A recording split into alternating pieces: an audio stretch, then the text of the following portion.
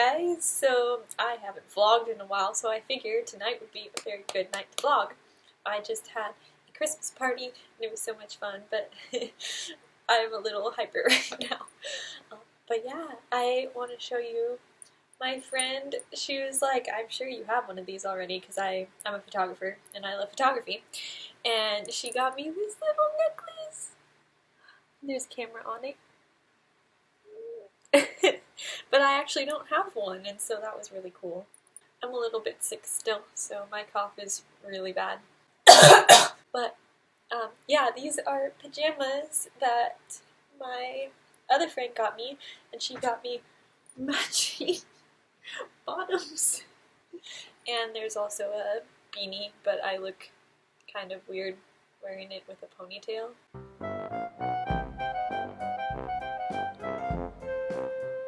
But these are also, I didn't get these as a gift, but they're my favorite earrings. I got them off of Etsy. Etsy is a very dangerous place. Don't go there unless you have spare cash, because you will be buying things. There's no escape. But anyway, let me show you the other things. Okay, so my friend got me this plushy unicorn. So cute. And yeah, kid at heart and love stuffed animals and unicorns, and I think that is perfectly okay. Yay! Okay. Anyways, my friend gave me this, and my other friend gave me this one. They all had the same idea, and that is wonderful because I need ornaments and I need unicorns. They're so cute! I'm in such a weird mood right now, and that was probably going to be my thumbnail now. But yeah, I'm just really happy. I'm gonna stop this and put these back on the shelf, and then we can get into some deep stuff. And I hope you can hear me, I'm talking kind of quiet. Get closer. But yeah, because there's some things that I want to talk about tonight that aren't just random stuff. And so instead of me saying I have stuff to talk about, I'm just gonna talk about it. I don't know why I had to just say all of that. Okay.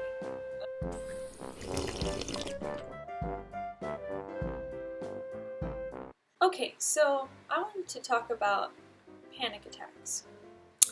Because I had one yesterday, and I'm still wiped out from it. But let me tell you, so this was the first panic attack I've had since practicing like mindfulness and stuff. My last one was at the end of April, and it's been 8 months since then because right now it's December.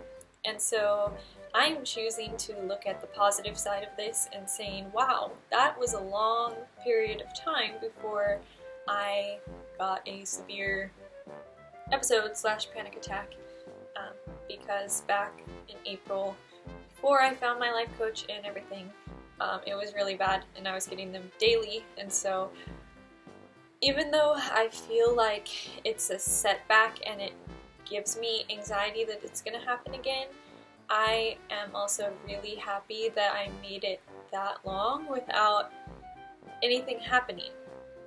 So yeah, let me just tell you what happened. So yesterday, I've been really sick, and so I haven't been exercising. I haven't been exercising for like about 3 months now because I flared really bad and I stopped, and then I was doing a show which had rehearsals, and so that kept like throwing off my nighttime routine because the rehearsals were later at night. So I didn't exercise during that, and then I got sick, and then I was in bed for 2.5 weeks and not doing much moving at all.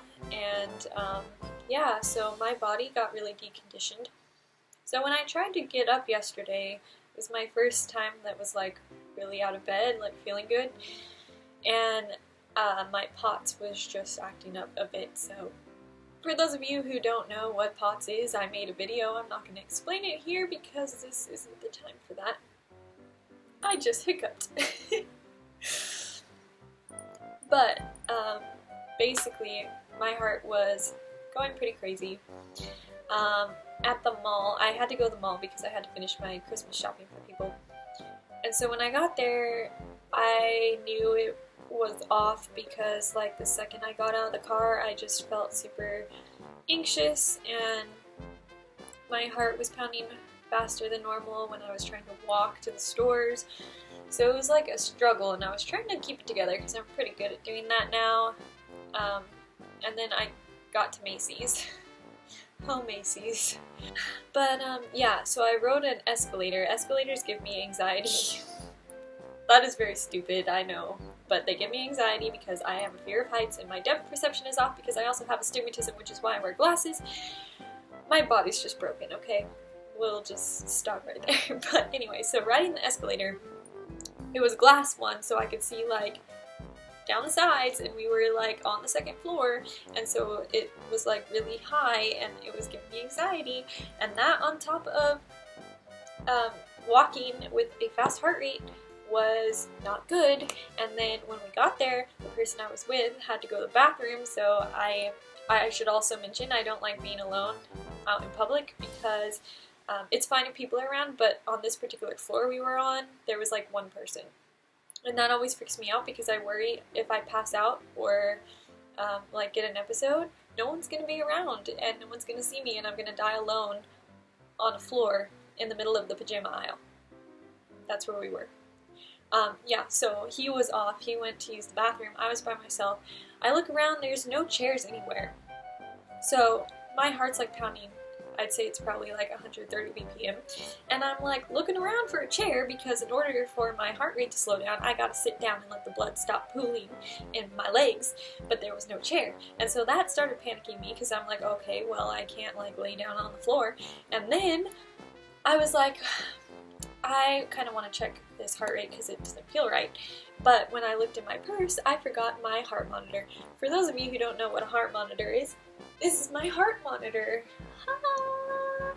So I can make a video about this, but basically I forgot it, so I couldn't track my heart rate at all, so I didn't know what was going on. And right after that, yeah, my heart was probably beating like 180. And I was in full panic mode, and I was like, well, here's a panic attack. But the thing is, like, when it happened this time, I was so calm, like, mentally. My body was freaking out, but I was like, okay, I'm having a panic attack. I'm in the middle of a panic attack, so what do I need to do? So I found a chair right by a desk where kids could write letters to Santa. And I sat there, and I feel bad that I took the chair because there were kids there that may have needed it, but what can you do? So I was sitting there, my heart's like pounding. I call the person I was with and I was like, yo, I'm having an attack. And he came, but he doesn't like really know what to do, and so he was like hovering over me, which I was like, this is just looks really creepy because there's like, I'm sitting slumped in a chair and I look deathly ill. Like people were walking by staring at me, like wondering if they should ask if I was okay or not. Like I know those stares. And they would kind of like pause and look, and then he was like just hovering over me. It was like, what is going on here? Like, was I drugged or something? Who knows? But no one stopped to actually ask. They all just kind of like gave me weird looks. And that used to be the thing that bothered me having attacks in public, was like no one cares. Well, they care, but they judge you and instead of helping you. Which is so weird to me. Like at school, when I got an attack, I was like sitting there like crying and like gasping for breath, and the people at the table next to me were like, I'll always remember, they just like turned around and were like at me and like they didn't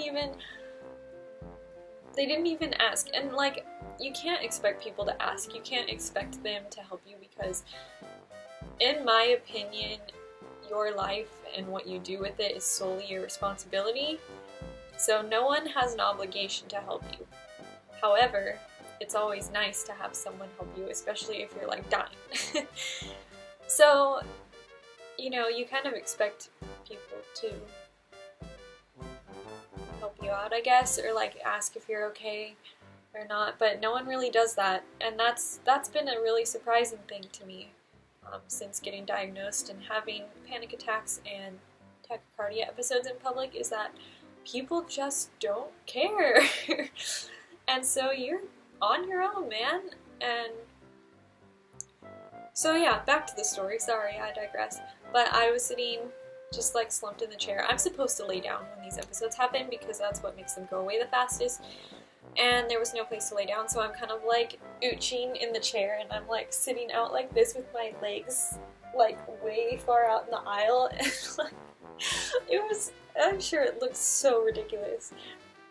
And yeah, so that's what happened. It lasted probably like 20 minutes.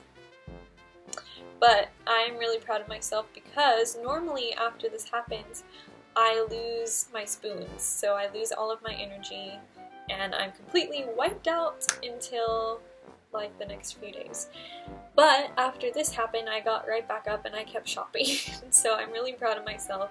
And that was because I was motivated by my friends. Because I love my friends. But I don't know. But okay. I don't know what's going on right now.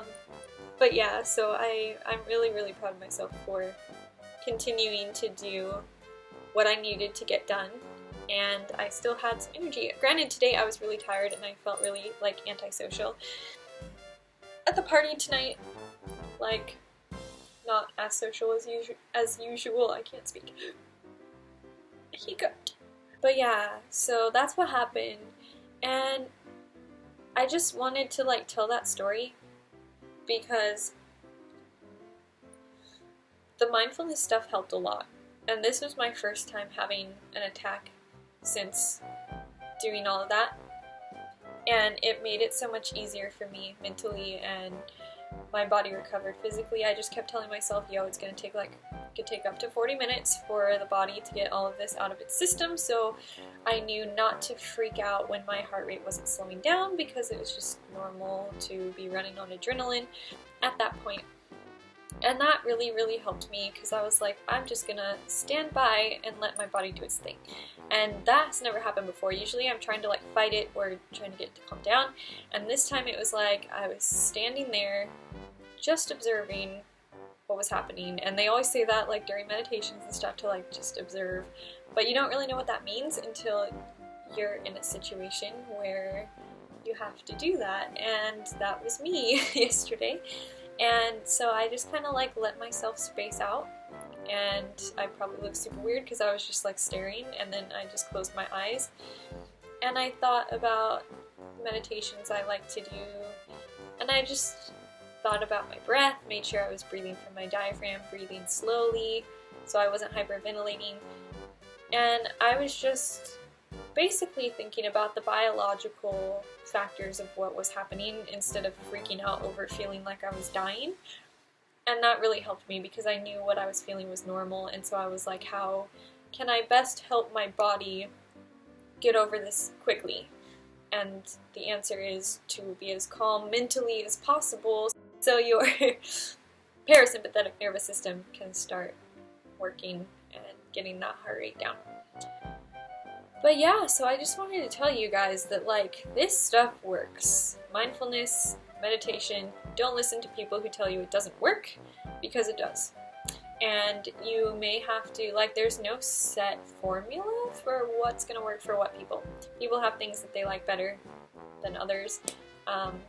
For me, it's like guided meditation and then just learning more about how the body works and just being mindful of myself, being gentle on myself, not expecting, you know, my attacks to get better when I want them to get better. Like, I admit that I don't have control over that, and by admitting that, I'm able to figure out what's best while I'm in it, because my body's just gonna do what it's gonna do. And yeah, so I just wanted to give an update, tell that story, and talk about how, like, yeah, it feels terrible when it's happening, but my mind is starting to shift to a more positive place, which is definitely helping. And like, I want you guys to know that I am not perfect. You guys know I'm not perfect. Like, what? I don't even talk perfectly or look perfect, but you know. But But I just want you to know that, like, in that space, with the mindfulness space, I do know quite a lot because I've been practicing, like, putting all my time into that. But it's not a cure, and you're still going to have bad days, and that's okay, and that doesn't mean that it doesn't work. It means that, you know, some days it's just, anxiety's super hard because it's never, like, really going to go away. But you can manage it and have a more positive outlook on the anxiety and the attacks and get over them quicker. And that's why I keep saying, like, in my videos, you know, don't expect, like, a miraculous cure. It's just gonna continuously get more manageable.